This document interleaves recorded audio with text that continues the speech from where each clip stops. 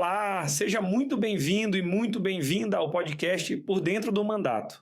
Este é um programa criado para quem quer saber um pouco mais sobre as proposições legislativas que eu, deputado federal Rubens Pereira Júnior, apresentei na Câmara dos Deputados. Toda semana, nossos apresentadores gerados por inteligência artificial vão falar sobre um projeto apresentado, mostrar como ele impacta na vida real das pessoas. Vem com a gente! Sabe aquela tela de carregamento que não acaba nunca? Nossa, a famosa tela eterna. Pois é, aquele momento em que se acessa um portal do governo, aí coloca um número de protocolo e o status é eternamente o mesmo, aquele em análise. Uhum, é desesperador. E parece que existe uma espécie de aceitação silenciosa na nossa sociedade, né? De que ao lidar com a máquina estatal, o tempo funciona meio que como um buraco negro. Com certeza. É como se o tempo lá dentro corresse em outra dimensão. Exato. Mas olha, a imersão de hoje vai direto ao ponto para desconstruir essa ideia. A nossa missão nesta análise profunda é destrinchar um documento que tenta implodir de vez essa lógica. A lógica de que quem quer empreender é que deve pagar o preço pela lentidão governamental, certo? Isso. A gente está falando aqui do projeto de lei 947 de 2026. Ele foi apresentado agora em março pelo deputado Rubens Pereira Júnior. E o objetivo central desse texto é muito claro, é estabelecer prazos máximos para as decisões administrativas. Sim, e principalmente criar consequências drásticas quando o Estado simplesmente cruza os braços e fica em silêncio. E olha, essa é uma mudança de paradigma gigantesca. Porque, historicamente, a assimetria de poder sempre pendeu para um lado, Sônia. Totalmente. O peso fica todo nas costas do cidadão. Exato. O Estado age como estivesse todo o tempo do mundo. Enquanto isso, quem aguarda uma licença vê o aluguel venceu. O equipamento acumulando poeira, né? Sim, as contratações ficam congeladas. O que esse projeto de lei propõe é uma inversão do ônus do tempo. Inversão do ônus do tempo. Gostei desse termo. É que a premissa muda. A morosidade deixa de ser só um incômodo. Ela passa a ser reconhecida como um pedágio que estrangula o desenvolvimento. Uhum. E pela primeira vez, o custo dessa inércia está sendo devolvido para o colo da própria administração pública. Bom, vamos desempacotar isso. Porque a espinha dorsal dessa mudança é a criação de um verdadeiro cronômetro burocrático. Um cronômetro cravado direto na lei. Exatamente. Direto na lei que rege os processos administrativos federais. Até então, o texto original não impunha um limite rígido e universal com, sabe, consequências reais. Ficava muito no campo do fazer o possível. Pois é. E agora, a proposta categoriza os problemas e dá um prazo fixo para o governo resolver cada um. A gente está falando da adição dos artigos 49H e 49I. Que trazem regras bem específicas, Sim, né? são 30 dias para procedimentos de baixa complexidade, aí 60 dias para os de média e 90 dias para os casos de alta complexidade. Uhum. Mas, tipo, o pulo do gato não é simplesmente colocar um prazo no papel. O que importa mesmo é o que acontece quando esse cronômetro zera. Que é a grande virada do projeto. Exato. Pensemos no seguinte cenário. É como pedir comida em um daqueles aplicativos de entrega que garantem o tempo. Ah, sim, aquele que se atrasar você não paga. Isso. Existe uma promessa clara. Se o restaurante não responder ou se a comida não chegar no tempo que o aplicativo prometeu, a regra do jogo muda. A refeição sai de graça. E a pessoa já pode consumir. Sim. E no caso desse projeto, o que sai de graça é a liberação para operar. O silêncio do governo se transforma automaticamente em um sim. Que no direito chamamos de aprovação tácita. Perfeito.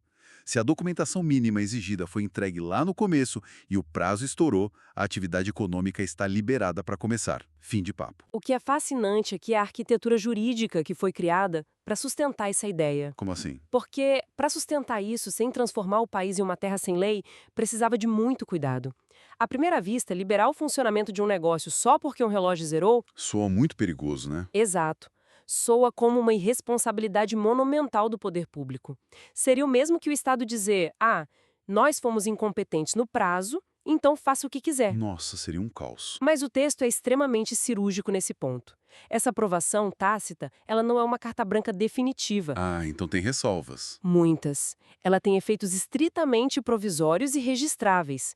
Ela gera uma certidão, permite que a empresa obtenha um CNPJ, abra conta em banco, alugue um espaço. Ou seja, permite que a engrenagem comece a rodar. Isso.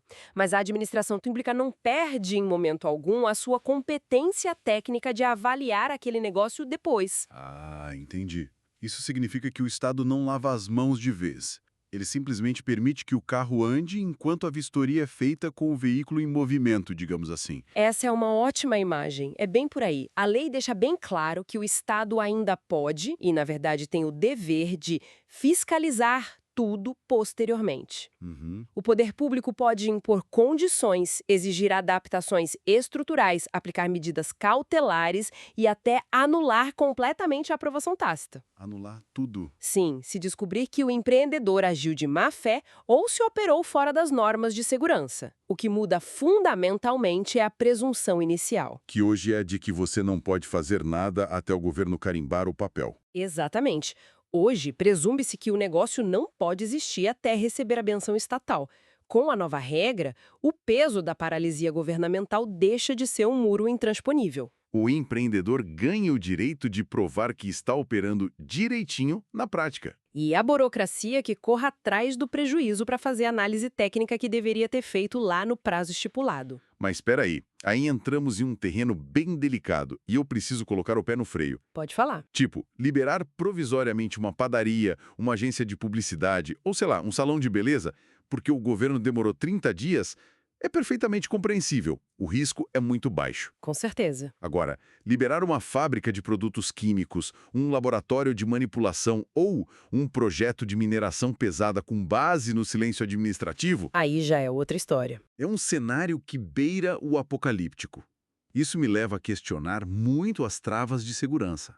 E elas existem. O artigo 49J cuida exatamente disso. Sim, eu vi que o projeto traz exceções bem rígidas.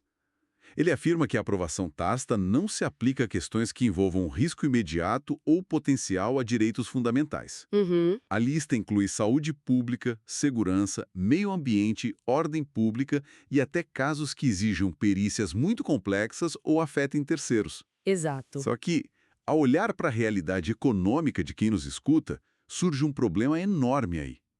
Quase toda atividade que gera um impacto econômico mais robusto esbarra em algum grau em licenças ambientais ou exigências da vigilância sanitária. É verdade. A maioria cruza com esses órgãos. Então, se essas áreas estão de fora da aprovação automática, isso não esvazia totalmente o propósito da lei? Como assim esvaziar? Não seria o equivalente a construir uma rodovia expressa maravilhosa que logo após a primeira curva tem um pedágio intransponível?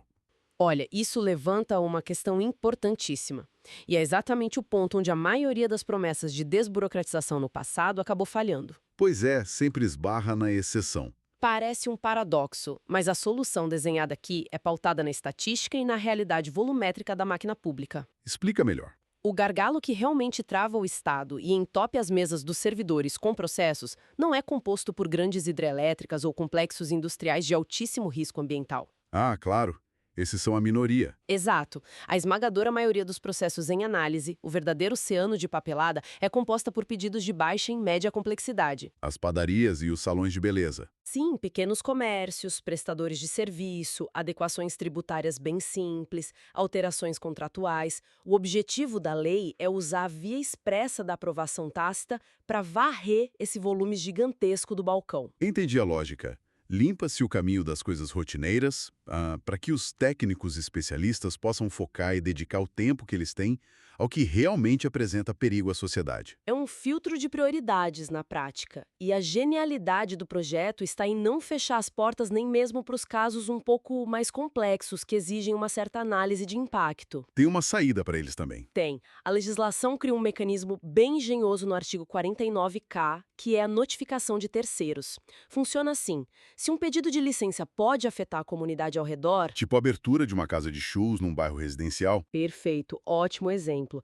Nesse caso, o silêncio do governo não aprova o negócio automaticamente no escuro. Antes que a aprovação tácita possa entrar em vigor, o órgão público tem a obrigação legal de notificar as partes potencialmente afetadas. Ah, então os vizinhos ficam sabendo. Sim, o projeto estabelece prazos complementares de 10, 20 ou 30 dias para que esses terceiros se manifestem e ainda tem uma trava final de segurança. Qual seria? Se a lei específica do setor exigir a manifestação expressa desses vizinhos ou de um órgão ambiental como condição absoluta de validade, o silêncio positivo é totalmente vetado. Entendi. A segurança jurídica e a proteção coletiva foram codificadas ali no texto para não serem atropeladas pela pressa da aprovação. Exatamente. Mas olha, toda essa teoria de prazos, aprovações tácitas, notificações de terceiros, isso é tudo lindo no papel.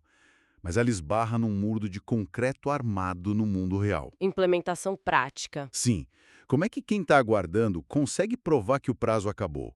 Porque se o processo for só uma pasta física amarrada com um barbante lá na gaveta de um ministério, o empreendedor não tem como exigir a sua aprovação provisória. É impossível. O sistema analógico não permite isso. Pois é, o fiscal na rua não vai aceitar a palavra do dono da empresa dizendo que, olha, já se passaram 30 dias, confia em mim. De jeito nenhum. É por isso que o projeto se vê forçado a criar uma infraestrutura digital do zero para dar sustentação a essa regra toda. E aqui é que a coisa fica realmente interessante. O famoso REPID, né? O Registro Eletrônico de Prazos e Decisões, que está lá no artigo 49L. Esse mesmo. Para a gente visualizar, imaginemos um gigantesco painel de controle de aeroporto, sabe? Daqueles que mostram os voos de partidas e chegadas, mas desenhado especificamente para quem quer empreender. E o nível de detalhamento exigido para esse painel é drástico. A transparência precisa ser cirúrgica. Claro, sempre respeitando os limites da Lei Geral de Proteção de Dados e os sigilos comerciais. Exatamente. E isso significa que qualquer pessoa deve poder acessar o portal e ver informações que são vitais. O número do protocolo, qual é a unidade administrativa responsável O prazo legal exato que se aplica àquele caso específico. e a data pravada em que a contagem regressiva começou. Isso é o principal. E o mais crucial de tudo, se o relógio zerar, é dentro dessa mesma plataforma que o sistema deve gerar de forma automática a certidão eletrônica de aprovação tácita. E aí o documento já sai validado. Sim, o empreendedor simplesmente imprime esse documento que passa a ter fé pública e pendura na parede do negócio dele. Ele vira literalmente o escudo contra qualquer fiscalização arbitrária. É brilhante. Mas esse painel público de voos burocráticos, como você comparou, tem uma segunda função, que eu acho muito mais intimidadora. O artigo 49N. Exato. Ele não serve apenas para dar visibilidade para o cidadão. Ele serve para fornecer provas incontestáveis para a parte mais pesada da lei, que é a responsabilização dos agentes públicos. Pegou na ferida, Gorner. Se conectarmos isso ao cenário maior da administração pública brasileira, essa é a verdadeira revolução silenciosa desse projeto. O sistema não manda apenas um alertazinho no e-mail do servidor avisando que o prazo está vencendo. Não, a lógica é totalmente punitiva para omissão injustificada.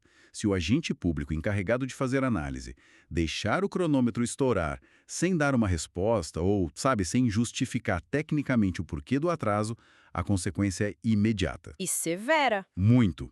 O texto determina a abertura de um processo administrativo disciplinar com um rito aceleradíssimo de 60 dias. 60 dias no serviço público é voando. Sim. E claro, esse prazo pode ser prorrogado por mais 60 mediante justificativa formal para garantir o direito à ampla defesa.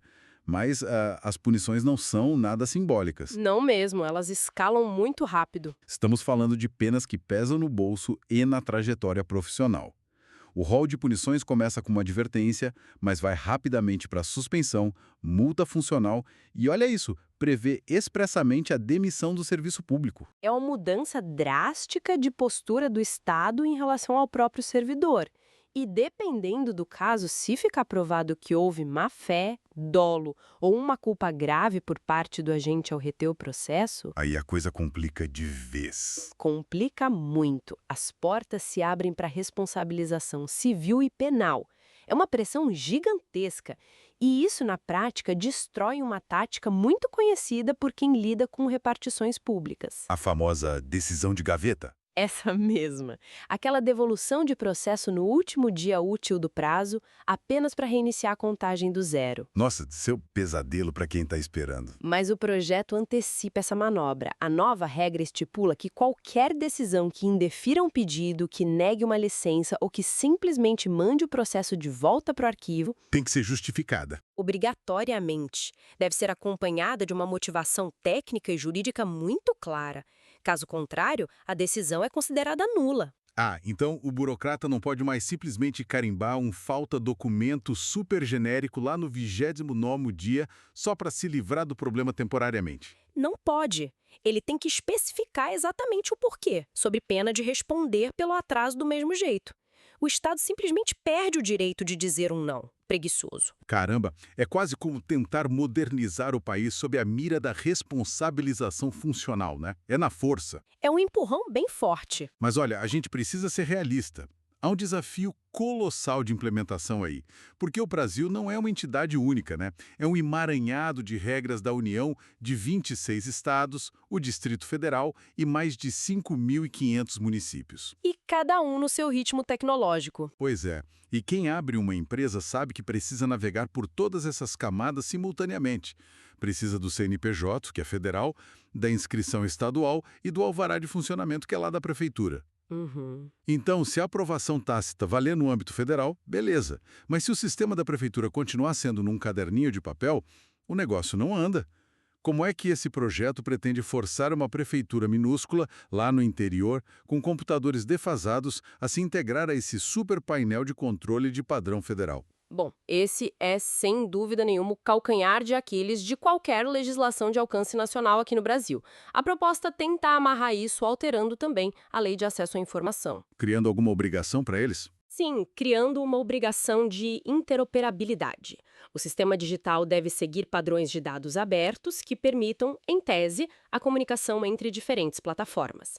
Além disso, o projeto autoriza expressamente o Executivo Federal a celebrar convênios e acordos de cooperação técnica com estados e municípios. A ideia seria criar um reconhecimento recíproco, então. Exato. E o incentivo principal para que prefeitos e governadores adotem o sistema é a pressão econômica. Como assim, pressão econômica? Pensa bem, locais que se integrarem a esse painel digital terão um ambiente de negócios incrivelmente mais ágil. E isso atrai empresas, atrai investimentos. Ah, claro. O dinheiro vai para onde é mais fácil operar. Isso, o capital vai fugir de municípios onde a burocracia ainda vive na era do papel carimbado e do chá de cadeira. Mas, de fato, a transição tecnológica em um país com as dimensões e as desigualdades do Brasil é uma montanha monumental a ser escalada. Com certeza. E por falar nessa transição, o projeto, pelo que vi, não exige que tudo isso aconteça da noite para o dia, né? Não, existe um cronograma rígido de implementação. Pelo texto, uma vez que ele seja sancionado e vire lei de fato, as regras de prazos e a própria aprovação tácita começarão a valer para todos os pedidos protocolados a partir de 90 dias após a publicação. 3 meses de adaptação normativa. Já a infraestrutura de tecnologia, o tal do RPD, ele ganha um prazo um pouco mais folgado.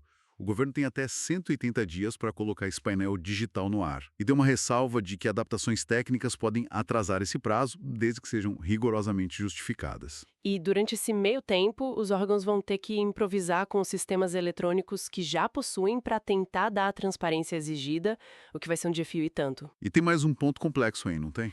O passivo. Ah, sim. Um ponto que merece muito destaque nessa transição é como a lei lida com os milhões de processos que já estão mofando nas gavetas antes mesmo dessa lei existir. E processo lá há anos, né? Exato. E a regra de transição criada para isso é bastante inteligente. A aprovação tácita também se aplicará a esses casos antigos, mas com uma condição fundamental. Qual? A documentação já precisa estar totalmente completa e não pode haver necessidade de nenhuma nova diligência técnica. Entendi. Isso é para evitar um caos total no dia seguinte da lei, né? Imagina aprovar tudo que está pela metade de uma vez só. Ia ser um risco imensurável à segurança da população. O filtro da documentação mínima e da ausência de pendências é o que salva o Estado de um colapso imediato nessa transição. Então, o que tudo isso significa no panorama geral para quem acompanha a gente? Se a gente juntar as peças, Os prazos estritos baseados em complexidade, a liberação automática provisória, as travas para atividades de risco e esse painel de controle público. É muita coisa. A gente está diante de uma das tentativas mais agressivas de redesenhar a arquitetura da gestão pública no Brasil.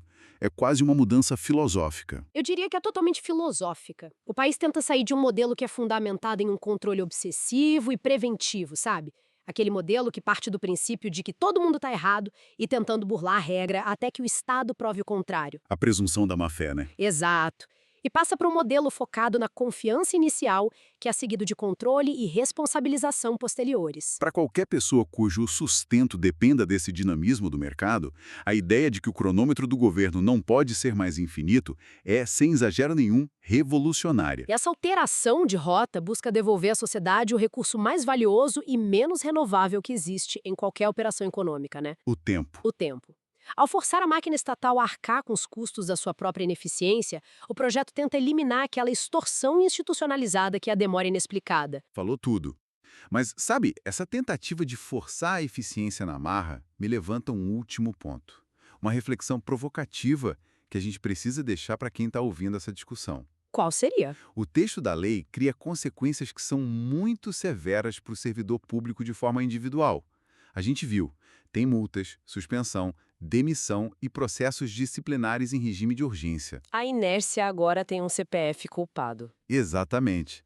Mas a grande questão que fica no ar é a seguinte: até que ponto a lentidão do Estado é de fato culpa daquele indivíduo que está lá sentado atrás da mesa examinando o processo? E se a demora na analisar um licenciamento não for negligência do servidor, mas sim o resultado de uma falta crônica de recursos? A realidade estrutural pesa muito. Muito. E se o servidor estiver operando com sistemas de internet precários, que caem toda hora, lidando com legislações contraditórias e uma falta absurda de pessoal concursado num órgão público que sofreu cortes de verba por décadas? A gente estaria punindo a ponta mais fraca. É o que eu me pergunto. Estaríamos diante de uma lei que realmente ataca a raiz da burocracia, obrigando o Estado como um todo a se modernizar de verdade? Ou criamos apenas uma ferramenta legal extremamente eficiente para punir um bode expiatório humano? É uma excelente reflexão. Será que a punição individual rigorosa resolve um problema que, na sua essência, é fruto de uma máquina governamental que está sucateada e que já opera muito além do seu limite físico? Fica aí o questionamento sobre quem, no fim das contas, realmente paga a conta de toda essa transição. Até a próxima imersão. Até mais. Obrigado por escutar este episódio. Compartilhe com seus amigos e familiares e também nos siga nas redes sociais pelo @Rubens Pereira Júnior, com JR no final, para ficar por dentro do nosso mandato. Até a próxima!